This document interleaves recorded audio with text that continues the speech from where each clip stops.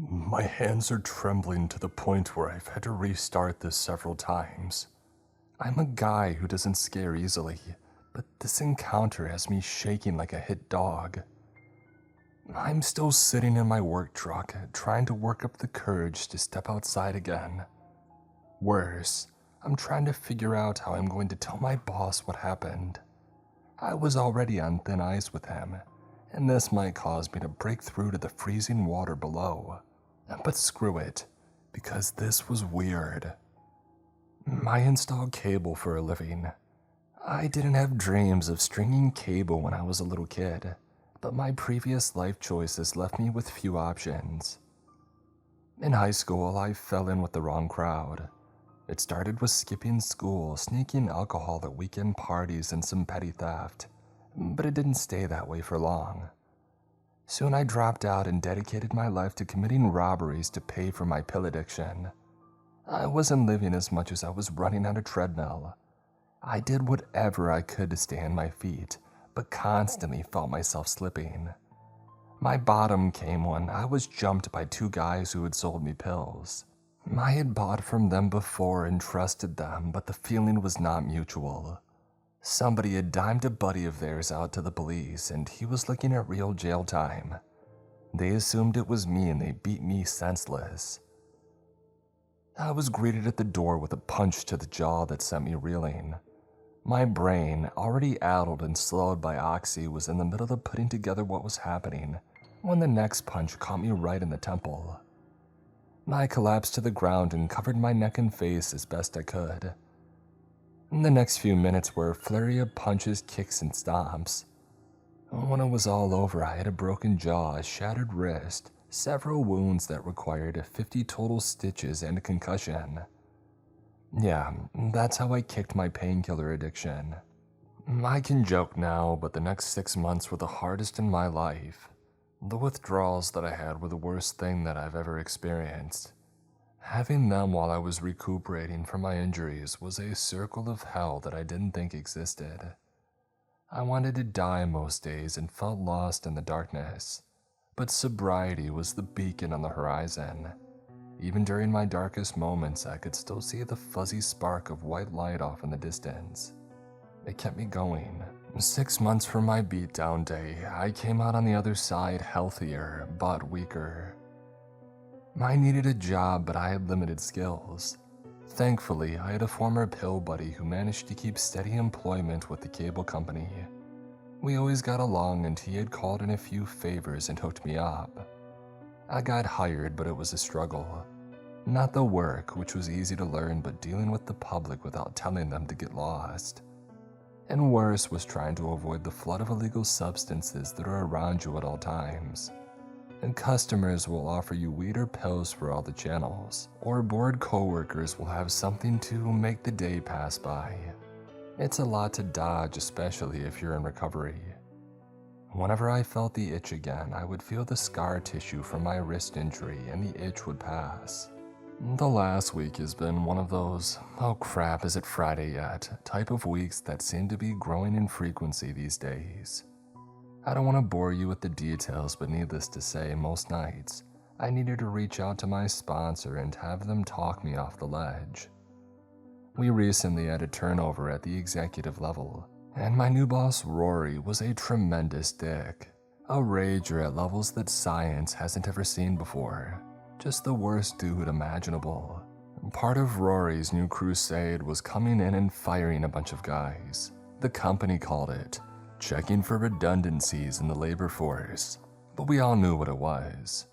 He was picking off two classes of people, high earners and guys with a spotty pass. I was in the latter group and imagined it was just a matter of time before my number got pulled. I was on pins and needles all week. I made sure that I was the greatest cable installer that you would ever meet. So far I was getting high marks, but the forced joviality was wearing thin.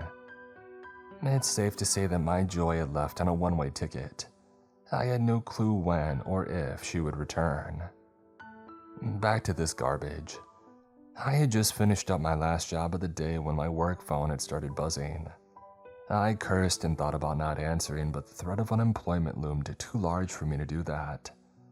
I picked up and knew from the jump my day was far from over. And Denise from dispatch asked if I could cover a job left hanging because of scheduling conflicts. See, the original installer had been let go. It was near where I was, and it was a simple install. So I gritted my teeth and I agreed. I liked Denise and knew she was worried about the hammer falling on her too. She thanked me profusely and promised to bring me cookies tomorrow. Since she's a hellcat in the kitchen and getting close to a dispatcher never hurts, I said no worries about it. I hung up, balled up my jacket, and screamed into it. I felt better after that. 981 Maple Street was about 5 minutes away, but it felt like a world away. Maple Street was at the end of the neighborhood where large swaths of grass fields faded into a thicket of woods. The woods rose up into the foothills until they had graduated to mountains. To borrow a phrase from Shel Silverstein, the house resided where the sidewalk ends. The house, an off-white birdhouse ranch type, was a little run down but no worse than any of the others that populated this neighborhood. This place had been hit hard by economic times and property values had plummeted.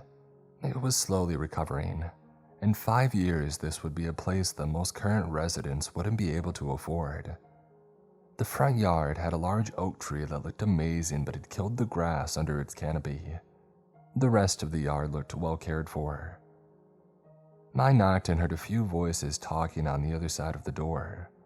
It opened and a man in his late 40s stood there with a steaming cup of coffee in one hand. He was tall and thin save for a middle-aged paunch. His face was starting to crinkle at the edges, but he was a Southern California middle-aged, which meant that he was holding up pretty well.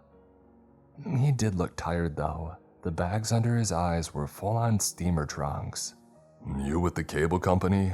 he asked, knowing that I was. I nodded. "You requested an install, right?" "Yeah, I did. Please, come in." He opened the door wide and I walked in.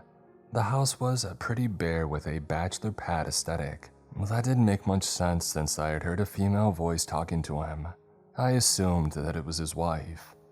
I believe in a lot of wild stuff, but to think that a wife would be fine with their house decorated like a 23-year-old bachelor lived there was a bridge too far. "I'm Tom," the guy said, extending his hand, and I shook it. "What do you need from my end?" "Do you know if there was a previous hookup here?" Yeah. There's one in this room and another in the back bedroom." "Okay, I should put the modem in a spot that'll hit the entire house. The signal can get wonky if it's in a room behind a wall or bricks or anything." This room will probably be the best spot then," he said. "Perfect. I have to get under the house and check the old connections and replace some parts. Where's your hatch to get under the house?" "Oh, it's around back. You can exit out this side door and walk through to the backyard. It's on the eastern side. You might need a screwdriver to remove the grate. Do you need one?" I pulled a screwdriver from my pocket and showed him. "I should be good, thank you though." "I should have guessed you'd have one." "Yeah, I appreciate your concern. Is there anything in the backyard that I should be worried about? Dogs, kids, wild dogs, wild kids." It was standard banter and it always got a chuckle out of people. Same thing happened here. "Nothing to worry about," he said. "You should be good." "Well, alright, I'll get started, so you can get online as soon as possible." "Sounds great. If you need anything, I'll be doing some work in the back bedroom." I nodded and headed for the side door. The dining room door led to the pie-wedge-shaped backyard, which was larger in the back than the front made it look. The grass was as cooked as its kin in the front, but islands of green weeds seemed to be thriving. In the corner of the lot, an old metal shed stood, rusted to the point where I assumed divine intervention kept it standing. It seemed to have been there since the house had been built, or even several decades before. When I turned the corner of the house, I spotted a woman and child staring into the corner of the yard, their backs facing me. The woman wore a faded blue dress that fit her well. Tom had, it seemed, outkicked his coverage with her. I didn't want to startle them, so I offered a friendly hello to the pair. The kids started to turn, but the mother placed a hand on their shoulder and kept their heads facing away from me. I squinted along the tree line, trying to see what they were concentrating on, but I didn't see anything unusual. Just wanting to be done with the job, I let them be and I moved on. I turned another corner to the house's short side and spotted the grate leading to the crawl space. The grate looked as old as the shed, and I wasn't sure that I would even need the screwdriver to open it. Heck, I was sure the thing would disintegrate in my hands as soon as I touched it. I crouched and I was about to pull it off when I heard something rustling near me. I glanced back to where I had seen the mom and kid, but they were gone. I assumed that I had heard them leaving. I pulled the grate off. I was right. No screwdriver necessary. And as I set it aside, something caught my attention out of the corner of my eye. It was the kid, a boy around 8 or so, but they weren't staring at me exactly. They were looking away from me, staring up at the roofline. I found it odd. Clearly, the kid wanted to talk to me but had turned their back on me. I coughed to let them know that I knew that they were there, but they didn't respond.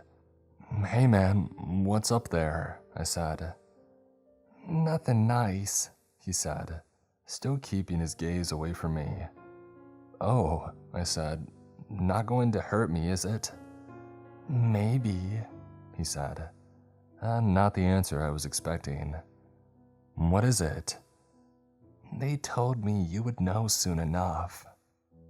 As he said that, I felt something crawling across my hand. I pulled my hand away from the house and I shook it. I saw a spider land in a pile of leaves and scurry away. I let out a nervous laugh. I'm not scared of spiders or anything, but the shock of being told that some unseen thing was watching me and didn't look pleased, coupled with the sensation of something on my skin, was enough to justify a quickened heartbeat. I looked back at where the kid had been standing, but he was gone. I chalked it up to kids being little weirdos and I went back to work. The faster that I could get this installation done, the quicker that I could go home and smoke a bowl. I let Kush be my guide. I put up my hood and turned on my small flashlight and shimmied through the opening under the house. I know guys who've worked for the company for years and still dread going into a crawl space.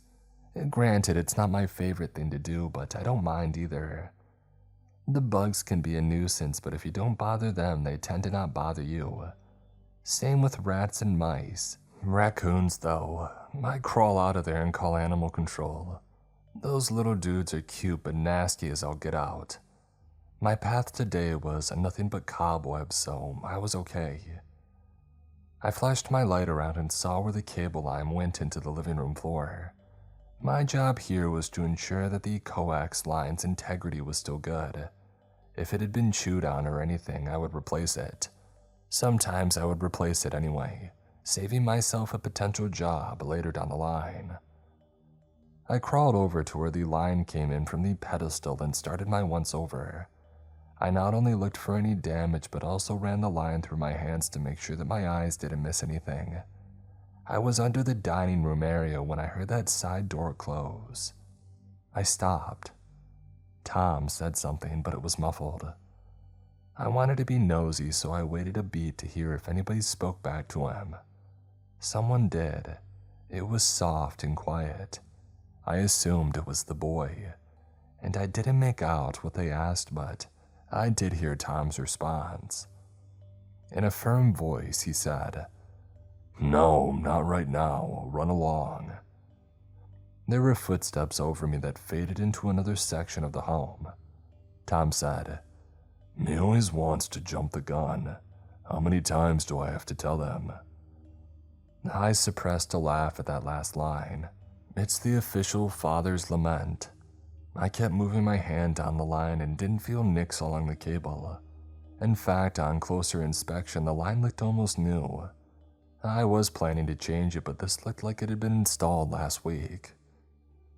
I could hear somebody walk into the living room as I reached the spot where the line went through the house. Another pair of footsteps followed the first, and I heard a breathy but detached woman's voice ask, "Can we show our faces now?" "I just told the boy no. What makes you any different?"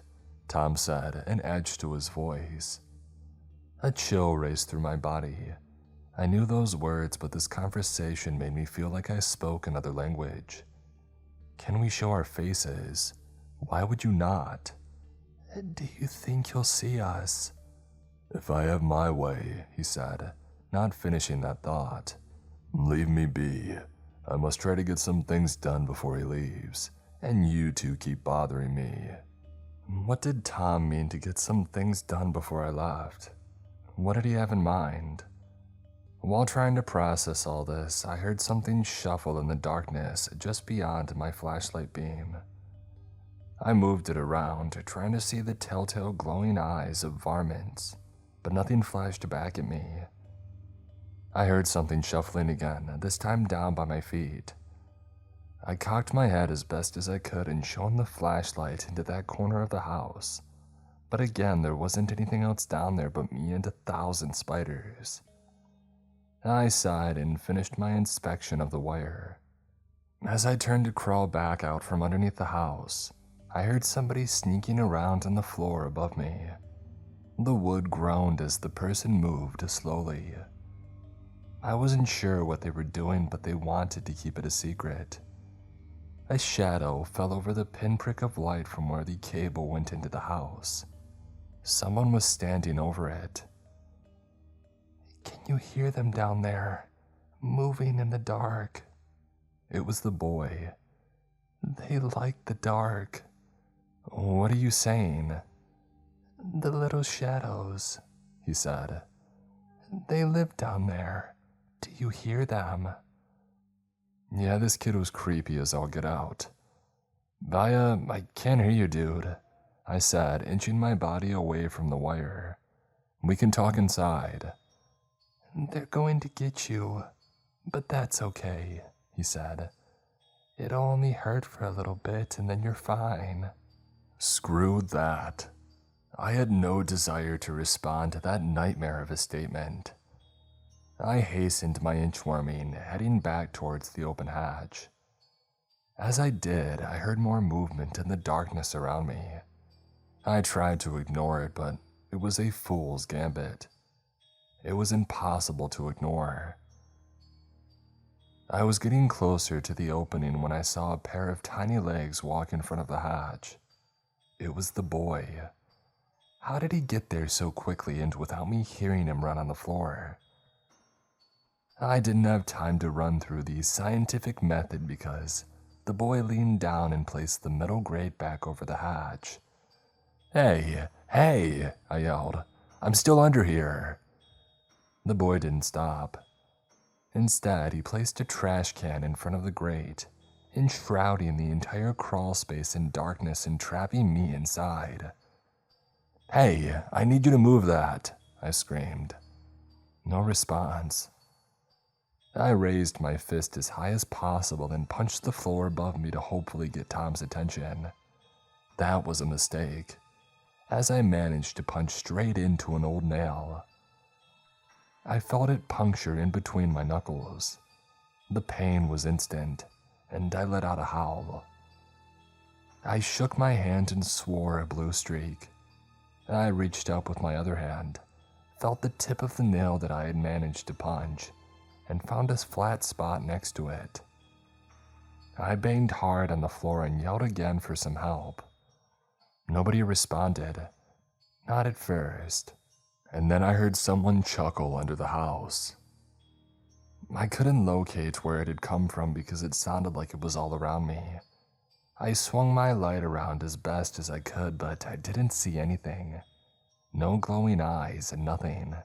I inched forward a bit and somebody laughed again. This time it was to my right. I turned my light in that direction and saw a sudden flood of light fill the space under the house. What the heck? I said, my desire to leave overtaken by a desire to know what was unfolding next to me. A pair of kid legs dropped down from the hole in the floor. I realized then that the hole must be an interior crawl space. The kid had blocked off the metal grate and opened this hatch for some reason.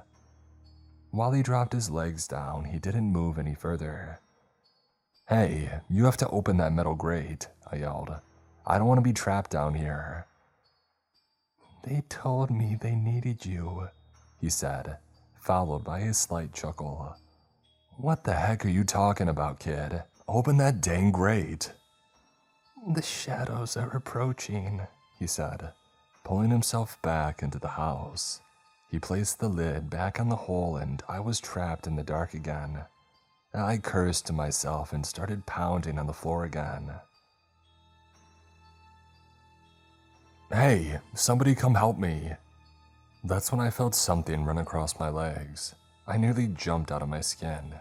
It didn't feel like the tiny claws of a passing rat.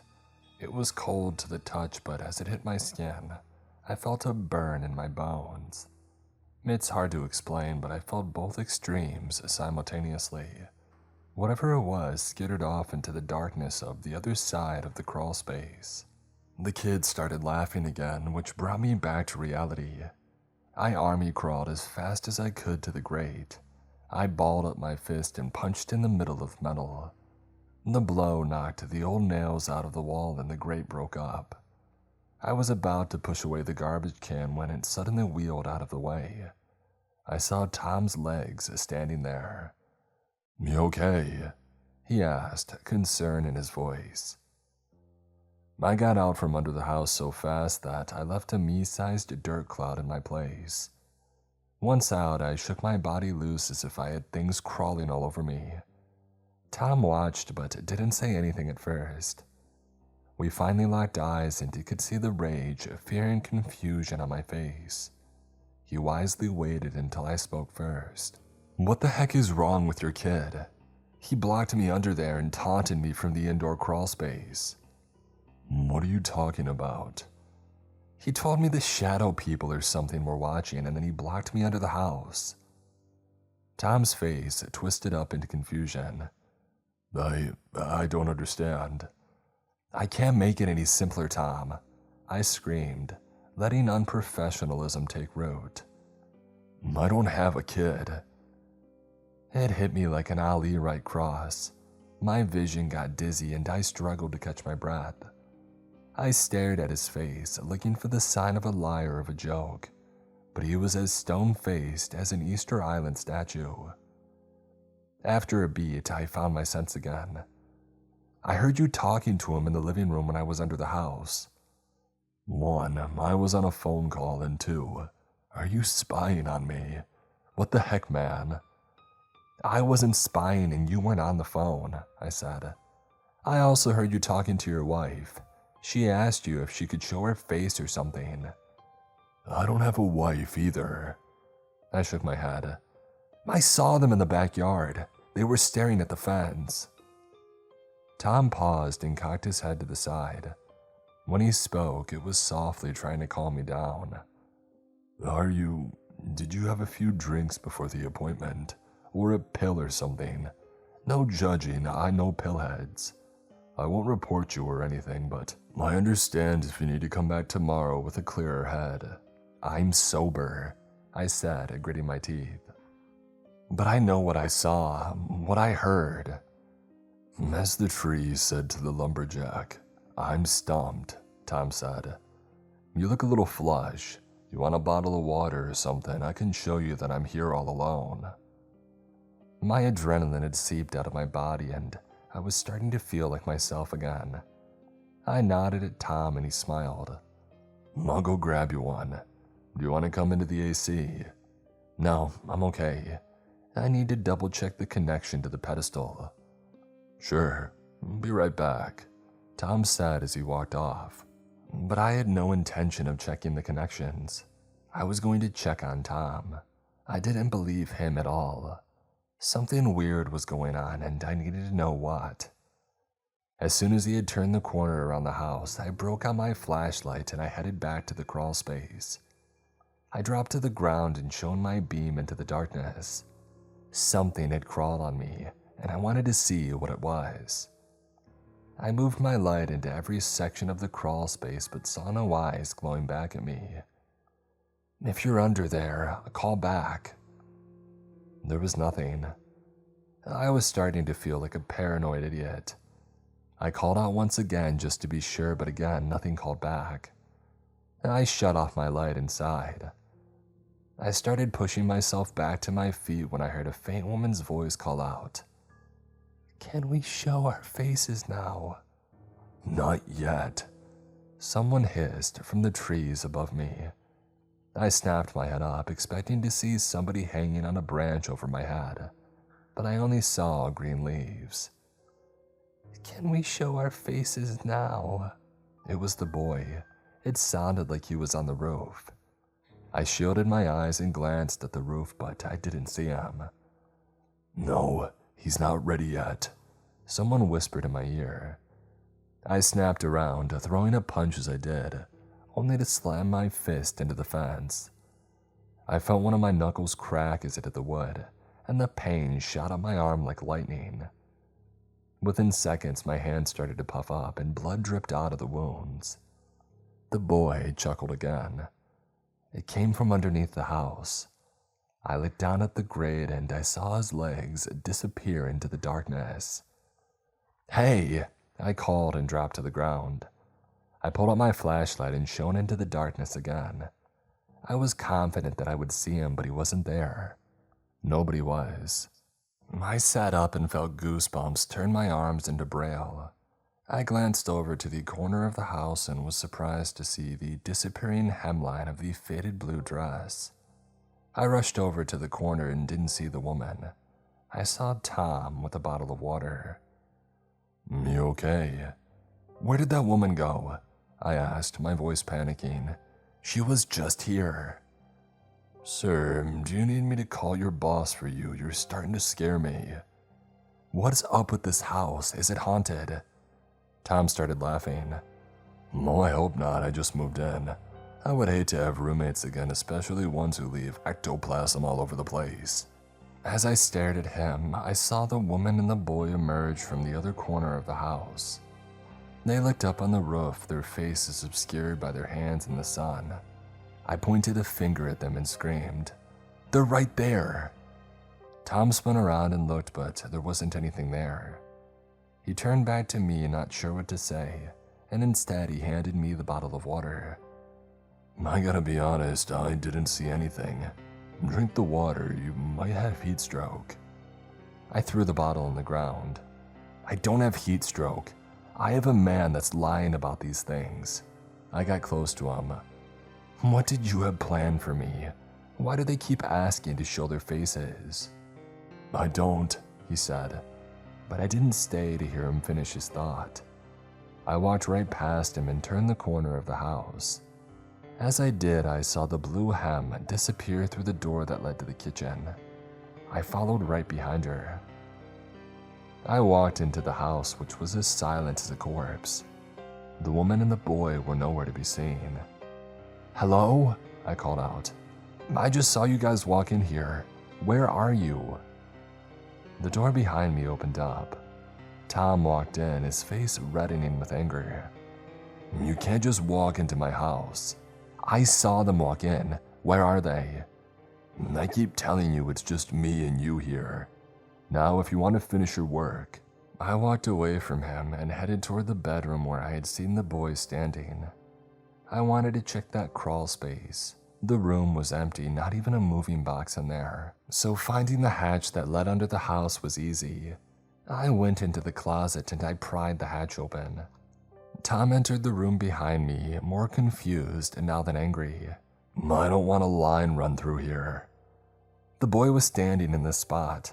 I saw his legs and I spoke to him. He told me the shadows needed me for something. I glared down into the darkness under the house.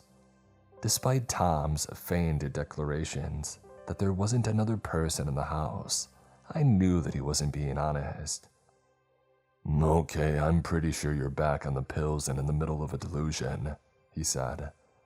"How did you know that I had a pill addiction?" The way you're acting, it wasn't a hard guess. I'm sober, but I did have a problem with pills in the past. I never told you. I don't tell anyone. Tom stood there confused about how to answer. I stood up and stared him down. He looked away, but I didn't move my gaze. Who are you? Who put you up to this? Was it Rory? He's always trying to get me fired. Tom's shoulders sagged. You got me, he said. Rory hired me to get you in trouble. I'm sorry. He offered me free cable for a year and assured me that you were a bad guy and well, I'm weak. That's really... I stopped. You're lying. Right now you're lying. Why? Out of the corner of my eye, I saw something dash past the open crawlspace hatch. I turned to the hatch opening and then back to Tom. Are you trying to stop me from looking in there? He didn't respond. What's under there? He is, he said. The boy. He hides under there all the time. He has friends down there. The shadow people. Tom shrugged. What he calls them, I call them a menace. Impossible to get my work done with them causing a racket. What work? Things you would never understand in a million years, he said. Things beyond your brain's capacity to imagine. Things that will help usher in a new world. Your kind's time is coming to a close. My work represents the new order. I stared at him. I wasn't sure if I should run away or punch his lights out. Instead, I just spat out. Bro, what the heck? Can we show our faces now? The boy called out from under the house. I looked down at the hatch and then back at Tom. He nodded toward the opening. Do you want to see your future? Screw it, I said.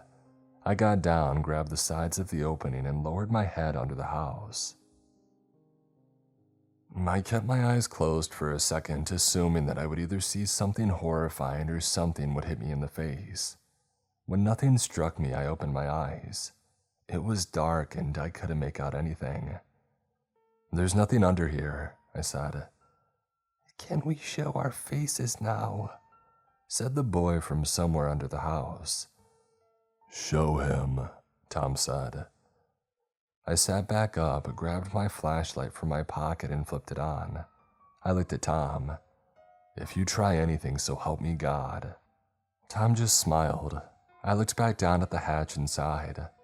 I was suddenly hit with a bolt of common sense. What was I doing? My internal alarms were going off and I was ignoring them. Curiosity had gotten me this far, but my fight instincts were starting to lose to my flight. No job was worth this. Man, screw this, I said, reversing course and standing. I turned to confront Tom, but he was gone. I hadn't heard him leave, but there wasn't a trace of him there. Tom? Where the heck are you? He didn't respond, and I decided that I hit my weird stuff quota for the day. I closed the closet door and headed back into the living room to grab my gear. I would call dispatch and tell them someone else had to come out and finish the wood floor cracked, splintered, and gave way when I put my weight on it. I fell through the floor and landed with a thud on the dirt in the crawl space. On the way down, I hit my ribs and a crossbeam and heard them crack and knock the wind out of me. As I lay on the dirt, writhing in pain, my lungs did their best to find a breath. It couldn't, and my vision started to blur at the edges. For a fleeting few seconds, I envisioned my death on a dirty crawlspace floor. It wasn't comforting. I rolled onto my back and finally took in a massive gulp of life-saving air.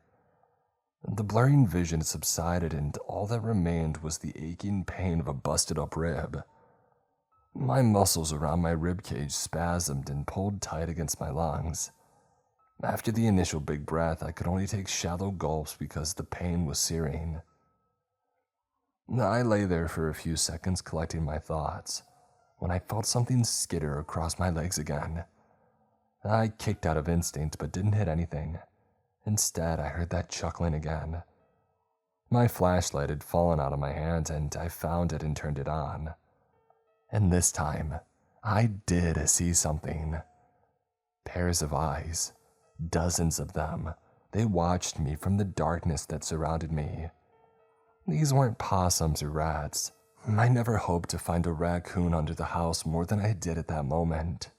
I knew whatever these things were, they weren't natural and they wanted to harm me. "Still want to know what they plan to do to you?" the boy asked from behind me.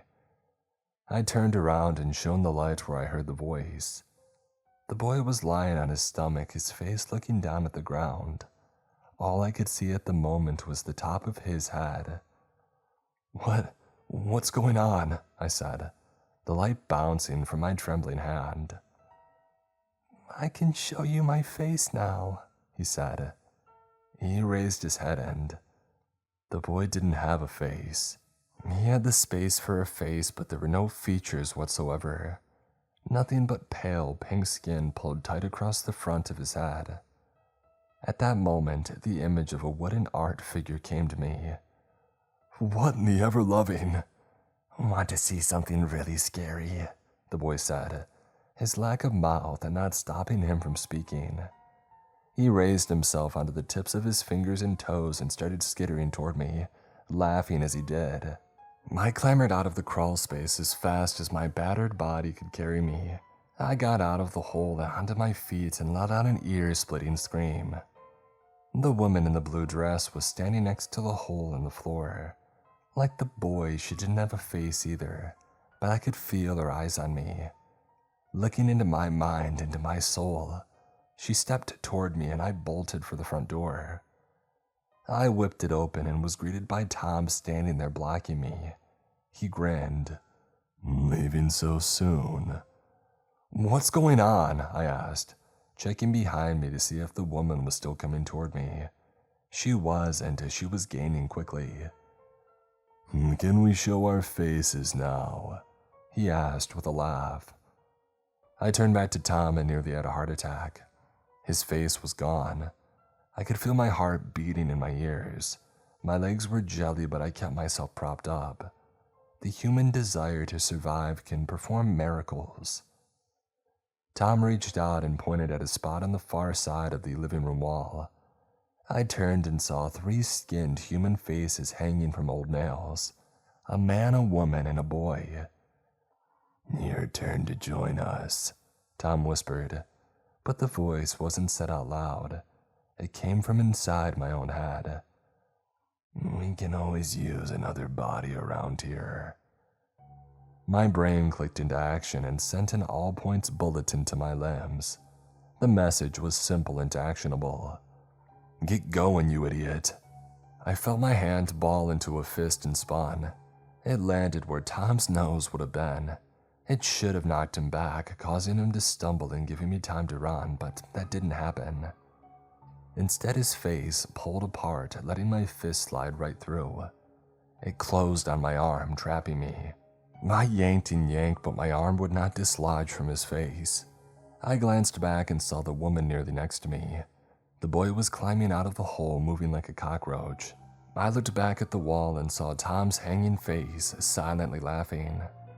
Something about those silent laughs cut me to my core. They were laughing because Tom thought that he had outsmarted me. He had beat me, that my face would soon be hanging on the wall next to theirs. I wasn't going to let that happen. I saw a loose brick on the walkway and a plan flashed in my mind. I yanked hard, sending Tom stuttering forward enough for me to wrap my finger around the brick. I brought it up and sent it towards his face. As expected, the face parted again, and the brick flew through easily. But as soon as the face curtains pulled aside, I yanked my arm free. With my limb free, I took off on a mad sprint for my truck. I got inside and fumbled my keys as I tried to start the engine. Tom, the woman, and the boy stood together at the front door and watched as I got the van going and rocketed down the street. I drove like a madman for 10 minutes, trying to put as much space between me and the house as possible. I finally stopped at a gas station to collect my thoughts. I was jittery and my mind was swimming, but I was also relieved. I had gotten out. I collected myself and called Denise to tell her that I couldn't finish the installation at 981 Maple Street. I was going to suggest that we cancel the order and not send another installer there. But that's when the conversation took a turn that I wasn't expecting. "Where have you been? You were supposed to be off an hour ago," Denise said when I had called her. "I was trying to finish the install at 981 Maple, the one that you sent me to." "I didn't send you anywhere. With how insane Rory is being about overtime, trying to keep everyone below the threshold." "What are you talking about? You called and asked me, you don't remember," I said, a bad feeling growing in the pit of my stomach. She gave me a nervous chuckle. "I swear I didn't. Are you feeling okay? You gotta come back. People are waiting for the van." "I can prove it. I have a record of you calling me on my phone," I said. I opened my call log and my jaw dropped. There was no call from Denise. She was telling me the truth. But if she didn't call me, then who did? "Rory wants to talk to you when you get in. I wouldn't mess around, he seems pissed," she said before finishing. I haven't moved since. I wanted to write this down because I felt like it needed to be recorded. Something supremely messed up is happening at 981 Maple Street. It nearly got me. It still might. To think on any other typical day a surprise conversation with my boss would be the scariest thing that could happen to me. Funny how seeing a faceless ghoul can prioritize your problems. If you're ever hired to do work there, then turn it down. Trust me, it's not worth it. "Can we show our faces now?" they asked. "Hell no," should be the only response.